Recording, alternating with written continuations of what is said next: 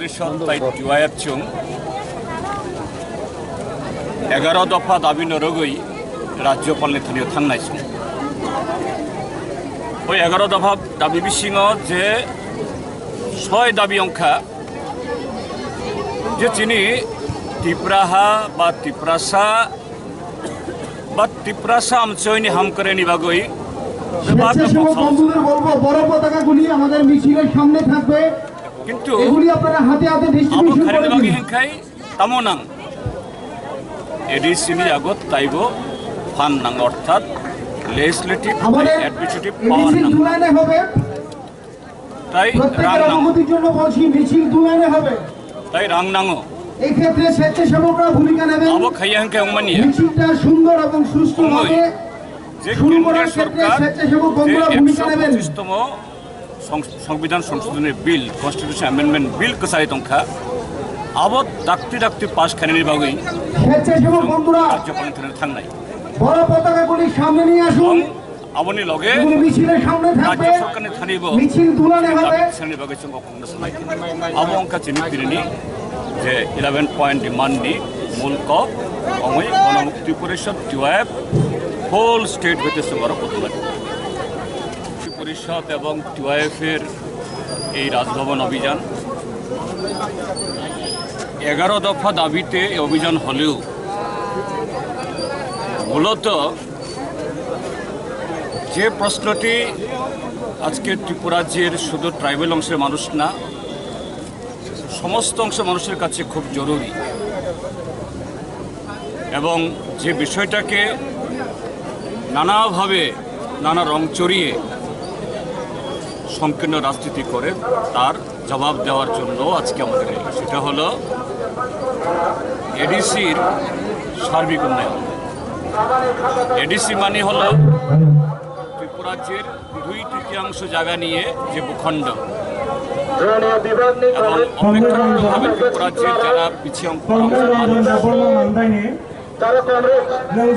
এই অংশের মানুষের এবং উন্নয়ন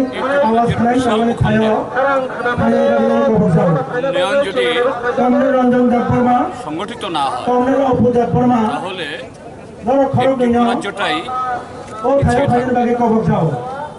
আমরা বামপন্থীরা গণমুক্তি পরিষদ টিওএফ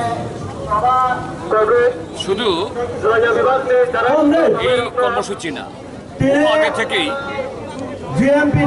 আমরা এই দাবিগুলো তুলছি এডিসির হাতে অধিক ক্ষমতা দিতে হবে, কিন্তু সেখানে কিছু রাজনৈতিক দল কখনো স্বাধীন ত্রিপুরা, কখনো স্বাধীন উত্তর পূর্বাঞ্চল, কখনো বিদেশি বিতাড়ন, আবার কখনো ত্রিপুরাল্যান্ড বা গ্রেটার ত্রিপুরাল্যান্ড। হয়তোবা এই দাবিগুলো যে সংবিধান বা অগণতান্ত্রিক না, কিন্তু যে কোনো দাবি উত্থাপন করার পেছনে একটা যুক্তি থাকতে লাগে, বাস্তবতা থাকতে হয়। ত্রিপুরাজ্যের যে আজকের গঠন ভৌগোলিক দিক থেকে, সামাজিক দিক থেকে, সাংস্কৃতিক দিক থেকে এখানে আলাদা রাজ্য কখনোই সম্ভব না। এখানে একটাই সম্ভব, এই ত্রিপুরাজ্যকে আরও শক্তিশালী করা, আর এটাকে করতে গেলে পরে এডিসিকে স্পেশাল পাওয়ার দিতে হবে। তৎকালীন কংগ্রেস সরকারও ত্রিপুরাজ্যের মানুষের এই দাবি শুনেনি, শুনতে চায়নি, আর আজকের বিজেপি নানাভাবে এগুলাকে খেলছে। আর সেখানে মাঝখানে আরও কিছু সংগঠন তারাও এটাকে হয় সচেতনভাবে বা অচেতনভাবে এটা নিয়ে নানা দাবি তুলে আমাদের এই শক্তিকে এটাকে ভাগ করছে। এটা মোটেই অভিপ্রেত না। কেউ কেউ দাবি তুলছেন যে কনস্টিটিউশনাল সলিউশন, সাংবিধানিক পথে তার সমাধান। যদি তাই করতে হয়, আমাদের সংবিধান অ্যালাউ করে একমাত্র এডিসিকে এম্পাওয়ার করা, যার জন্য 125তম সংবিধান সংশোধনের বিল এই মোদী সরকার এখন হিমঘরে ফেলে রেখেছে। আমরা আজকে রাজ্যপালের কাছে যাচ্ছি। রাজ্যপাল একদিক থেকে কেন্দ্রীয় সরকারের প্রতিনিধি, আরেক দিক থেকে এই রাজ্যের সরকারের সাংবিধানিক অভিভাবক, তার কাছে আমরা যাচ্ছি।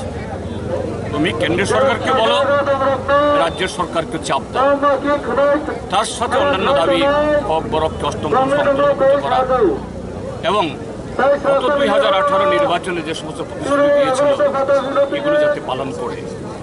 তো আজকে সারা বিভাগে আমরা এনেছি, গণতান্ত্রিকভাবে আমরা এই দাবি পৌঁছে দেব গভর্নরের হাতে। তিনি যেন কেন্দ্রীয় সরকার এবং রাজ্য সরকার উভয়ের কাছেই তুলে ধরেন।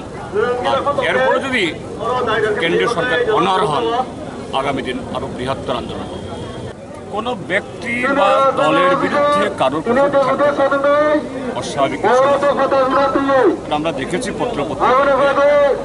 একজন মহিলা, এই মহিলা একটা সময়তে কখনো CAA, constitutional amendment act, presidential amendment act, এগুলা নিয়ে কখনো জানালাতে মামলা লড়বেন, কখনো সুপ্রিম কোর্টে মামলা লড়বেন।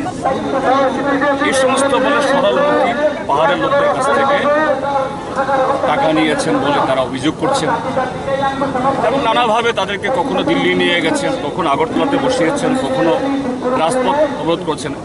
এখন হঠাৎ করে এই ভদ্রমহিলা যে ভারতীয় জনতা পার্টি এই সিটিজেনশিপ অ্যামেন্ডমেন্ট অ্যাক্ট আনলো, সেই দলে যোগদান করেছে। স্বাভাবিক, যারা প্রতারিত বা ঠকেছেন তারা ক্ষুব্ধ হওয়ার স্বাভাবিক, এর জন্য তারা প্রতিবাদ করছেন। কিন্তু প্রতিবাদের ভাষা গণতান্ত্রিক হওয়া চাই, শান্তিপূর্ণ হওয়া চাই। গত 3 দিন ধরে গাড়ি ভাঙচুর করা, প্রাণঘাতী হামলা করা, এটা গণতান্ত্রিক ব্যবস্থায় মানে অ্যাপ্রুভ করা যায় না, এটা অনভিপ্রেত। আমরা এটার সাথে একমত হই, আমরা এটা নিন্দা করি এবং যারা এগ্রি ক্ষুব্ধ তাদেরকে অনুরোধ করুন, আপনারা প্রতিবাদ করুন। প্রতিবাদ করার জন্য গণতান্ত্রিকভাবে নানা পথ আছে, আপনারা অবস্থান করুন, বিক্ষোভ করুন, কিন্তু অন্য একটা দলের স্বাধীন কর্মসূচিকে বাধা দেওয়া, গাড়ি ভাঙচুর করা, এটা অগণতান্ত্রিক। এবং ভারতীয় জনতা পার্টি এগুলি করছে গত 4 বছর ধরে। যে ভারতীয় জনতা পার্টির বিরুদ্ধে ক্ষোভ, আর তোমরা সেই ভারতীয় জনতা পার্টির রাস্তা তোমরা হাঁটছো, এতে কি হবে? কিছুক্ষণের মধ্যে শুরু হবে। অন্যভাবে যারা আছেন তোমরা বড় পতাকাগুলি মিছিলের সামনে থাকবে, এগুলো ডিস্ট্রিবিউশন করে দেবে। আমাদের স্বেচ্ছাসেবক বন্ধু যারা আছেন তারা মিছিল কিছুক্ষণের মধ্যে শুরু হবে, বড় পতাকাগুলি সামনে থাকবে, এগুলো ডিস্ট্রিবিউশন করে দিন এবং গণতান্ত্রিক স্বেচ্ছাসেবক বন্ধুদের আমি আবার অনুরোধ করছি,